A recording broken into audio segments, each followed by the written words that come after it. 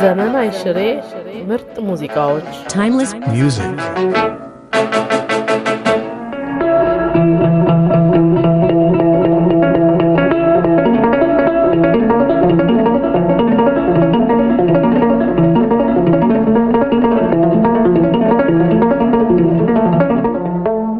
በድል ወይም በአጋጣሚ ሁኔታዎች አካባቢ በቂ ምክንያት እየታጣለት ራስን የራስ ምቀኛ አድርጎ በመቁጠር የሚዘወተር ልማዳዊ አባባል ደግሞ አለ።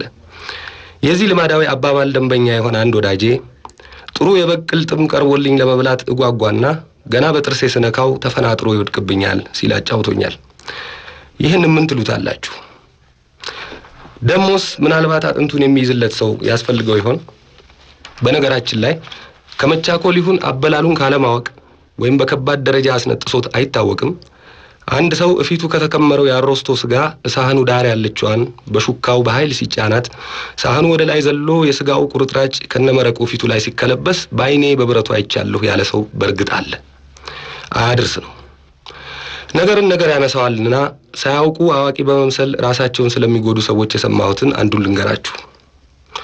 ሴቶች ዞሮዋ አንድ ግብዣ ላይ ጨው ይመስላቸውና የስኳር ማስቀመጫውን ብድግ አድርገው ምግቡ ላይ መነስነስ ሲጀምሩ አድራጎታቸውን የተመለከተ ፊት ለፊታቸው የተቀመጠ ወጣት አረሱ ስኳር ነው ሜትዬ ጨው ያውሎት ቢላቸው ስኳርና ጨው ማለይ ሆኜ ታየሁ እንዴ ብለው የማሾፍ ሳቅ ሳቁበትና ስኳሩን ደህና አድርገው መነስነስ ቀጠሉ። የቀረበው ምግብ አይመለስምና እንክት አድርገው በሉት ይባላል። በእርግጥ የተደረገ ነገር መሆኑን ማረጋገጥ ያስቸግራል። ዛሬ ምንም ነገር አልተሳካልኝም፣ ሮብ ቀን አይቀናኝም፣ ህዳር ወር አይሆነኝም ወዘተርፈ ጥቂቶቹ ናቸው። እድል ወይስ አጋጣሚ?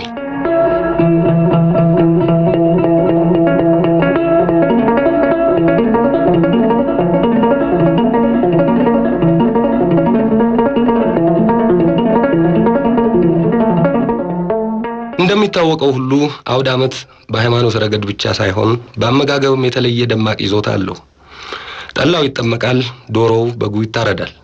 በተለይ በፋሲካ በዓል ለዚያን ቀን ብቻ የተፈጠሩ ይመስል ስፍር ቁጥር የሌላቸው ዶሮዎች የጾም መፍቻ ይሆናሉ። ታዲያ ባንዱ በዓለ ፋሲካ ባልየው ሲጾም ከርሞ በመፈሰኪያው ዕለት የኮቱን እጅጌ ሰብሰብ አድርጎ በአባወራነቱ ቀረርቶ እንደሚሞካክረው አዝማሪ ኮራ ብሎ ቢላውን ይስልና ዶሮውን ካረደ በኋላ ወደሚሄድበት ይሄዳል። ሚስትየው ያደገችበትን ሙያ ብዙ ቀን ያስመሰከረች መሆኗ ባይዘነጋትም ቀኑ ከሌሎች ቀኖች የተለየ መሆኑ እየታሰባት መወራጨቱን ገና እንዳቆመ ዶሮውን የፈላ ውሃ ትገለብጥበትና በማግስቱ የክት ልብሷን ለብሳ አምባሯን አጥልቃ ለመታየት ከጓጓችው የቤት ሰራተኛዋ ጋር ሆና ይኸው ሎሚው ሴት ደረሰ። ይኸውና ቀሰሙን እንዶ ሰባብራችሁ ጨርሳችሁታል። እስቲ አገልግሎት ፈልጊ። ውይይትዬ ድመቷ ገባችልዎት። ኧረ ውጪ! አይንሽ ውጣ! ከታመጧት እቺን ድመት በይኮ ውጪ። ዋ ዛሬ ቅልብ አርጊ። የቅቤውን ዕቃ እስቲ ቶሎ በይልኝ፣ ቶሎ በይ። ኪሎውን በሙሉ ላረጉበት አካነሽና ደሞ ማን ገማሽ አረገሽ በባሌ። እሱ ለራሱ ቅቤ ሲያንስ አይወድም።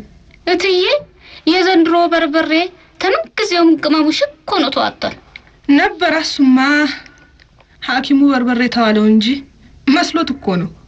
የኔ ባል እንደሆነ አልጫ ይበላል።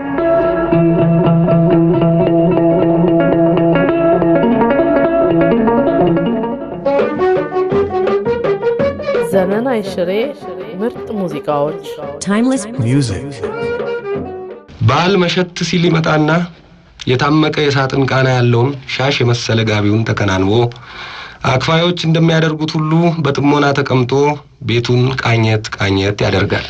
ምን ጭስ እያጨሳችሁ ነው? ከሰል ነው እንዴ? ታዲያ በምን እንስራ? ወይ ኮረንቱን ግዛልና። አረ ይሄን ከሰል ራዲዮኑ ከልክሏል። የዛሬው ከሰል እንደውም ጭስ የለውም። እልቅዬ አልጋ ላይ ጋደም በል፣ ደክመዋል። እነዚህ ልጆች ራታቸውን በልተዋል። ወቸ ጉድ! ጎፈሪያና በጥር ስራው መቼም ፋታ አልሰጠን። የውጭውስ በር ተዘግቷል። አላንተ ማን ከፈተው? የወጣ የለ የገባ የለ መች እንዲደላንና።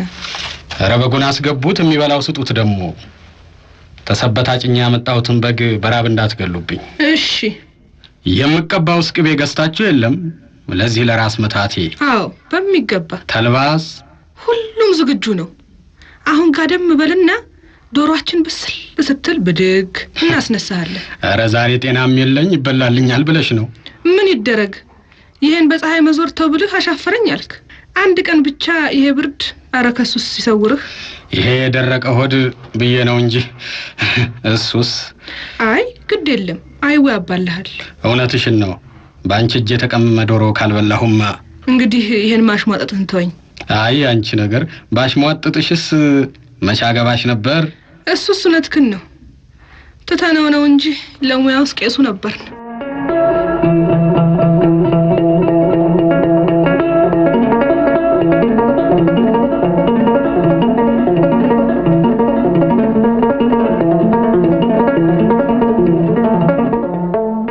ከዚያ በኋላ በዓል ጋደም ይልና ወጡ ይሰራና እንጀራው ይቀርብና አሁን ከእንቅልፌ ባትቀሰቅሱ ምን ነበር እያለ በመግደርደር ይነሳና ሁለቱም እጃቸውን ታጥበው ሚስትየዋ በይ ድስቱን እስቲ ቶሎ አምጪ ስትል ሰራተኛዋ ይዛ ስትመጣ አንድ አምስቴ እንደተራመደች መሶቡ ጋር ልትደርስ ሁለት እርምጃ ሲቀራት ድስቱ ከጇ መውደቅ።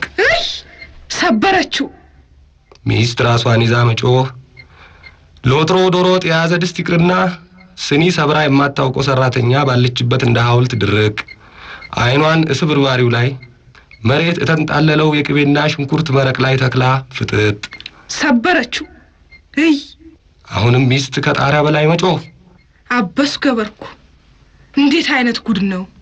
ባል ከንዴት የተነሳ እንደመሳቅ የዚህ ቤት ጉድ። ወዲያው የታጠበውን እጁን ጠረግ ከዛ በረጅሙ መተንፈስ። ድሮም አውደ ዓመት አይሆነኝም። ምን ትሉታላችሁ? እድል ወይስ አጋጣሚ?